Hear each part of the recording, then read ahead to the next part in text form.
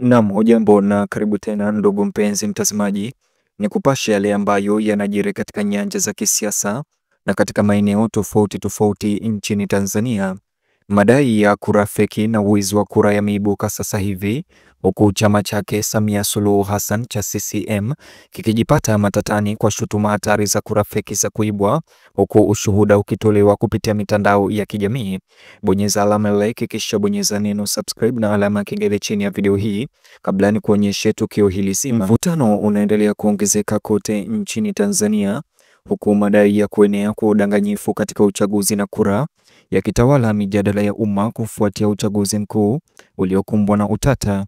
Mzozo huo ulizidi kuongezeka asubuhi ya leo baada ya mwanaharakati na mwanamikakati wa mawasiliano Maria Sarungi Seshai kutuma ujumbe wa mtandaoni kwenye mtandao wa X, zamani ukijulikana kama Twitter, na kuweza kutoa ushuhuda wa jinsi kura feki ama kura zilivyoweza kuibiwa na CCM, akifichua kile alichokitaja kuwa matokeo ya uchaguzi yaliyobuniwa au kuibiwa.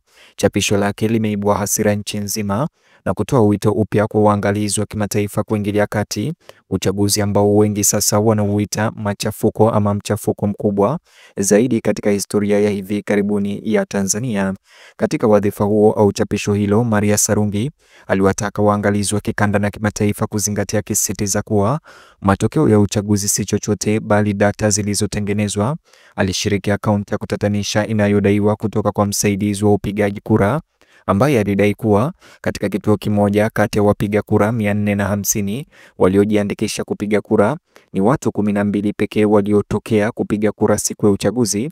Hata hivyo, wakati wa matokeo kuhesabiwa, inadaiwa viongozi waliandikisha kura 382 licha ya watu 12 pekee kupiga kura, na kura hizo zote ziliwekwa kuiunga mkono chama tawala cha CCM.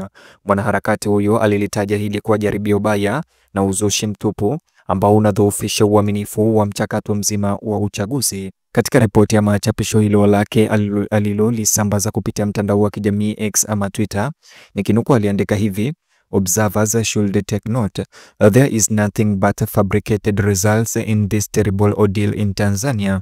This is a returning officer showing that out of 450 registered voters, only 12 voted, but they were instructed to write 382. Katika ripoti hiyo ambayo aliweza kuiunganisha na chapisho hilo, lakini kinukuu, kuna mtu ambaye huyu anafanya kazi katika kitengo hicho cha upigaji kura aliweza kumtumia ujumbe na aka screenshot ujumbe huo. Ulisema hivi: Dada Maria, shikamo. Mimi nilikuwa msimamizi msaidizi uko Kahama. Kituo changu kilokuwa na wapiga kura 450. Waliopiga kura ni watu 12 tu. Tulipokaribia kuhesabu, ikaja fomu imeandikwa matokeo, imeandikwa kura 382 za CCM. Hivi kwa kuangalia hayo maboksi yanaweza kuwa na kura 382 kweli, na hapo tumeshamaliza kuhesabu.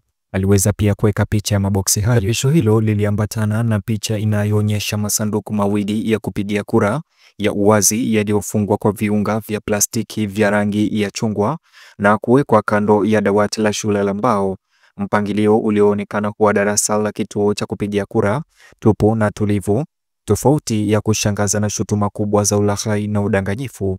Picha hiyo imesambazwa sana mtandaoni kama ishara ya kile ambacho Watanzania wanakielezea kama masanduku empty ama masanduku matupu yaliyojaa nambari za uongo.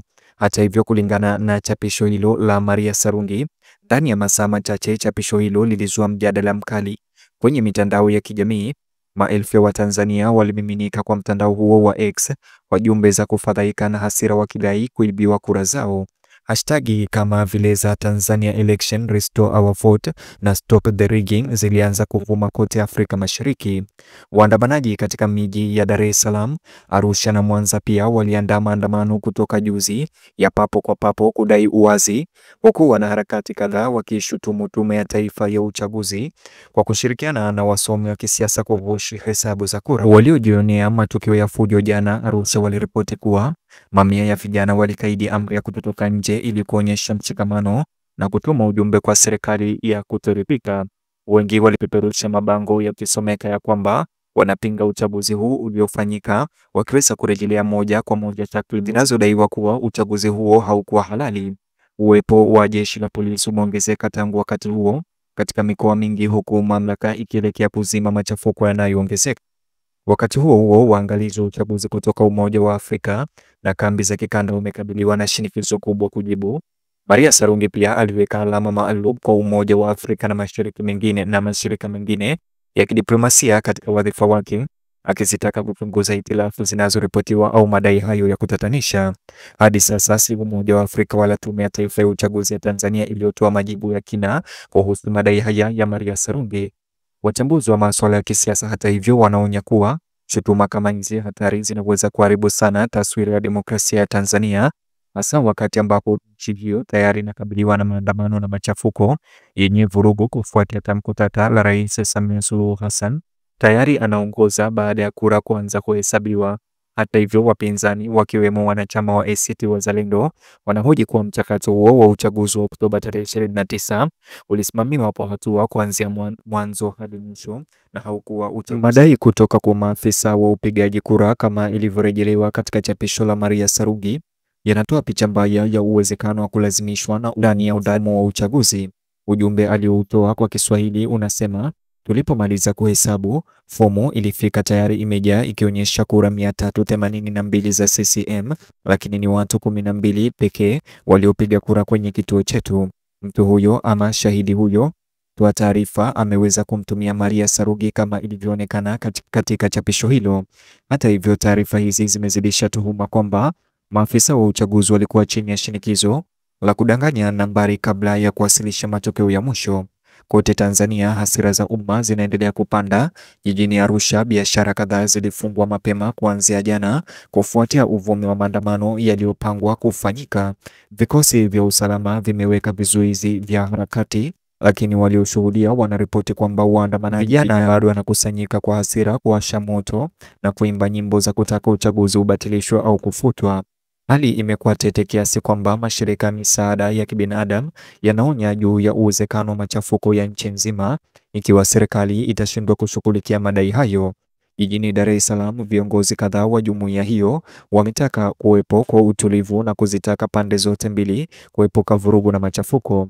Hata hivyo, wito wao unaonekana kulemewa na hali ya kuchanganyikiwa inayoongezeka miongoni mwa raia wa kawaida wanaohisi kuporwa sauti yao ya kidemokrasia. Mzozo unaohusu uchaguzi wa Tanzania sio mpya.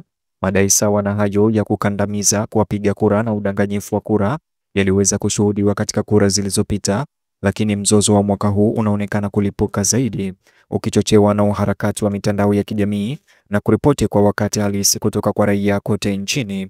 Kuenea kwa kasi kwa wadhifa wa Maria Sarungi Seshai umeongeza malalamiko ya ndani wa mazungumzo ya kimataifa kuhusu uadilifu wa uchaguzi nchini Tanzania. Mtazamaji, bonyeza alama ya like kisha bonyeza neno subscribe, alafu nijuze maoni yako kuhusiana na madai haya ya kutatanisha Maria Sarungi kuhusiana na kura feki. Vilevile bonyeza kiboksi hicho kwenye screen yako, itakuelekeza katika taarifa ama habari zetu mpya.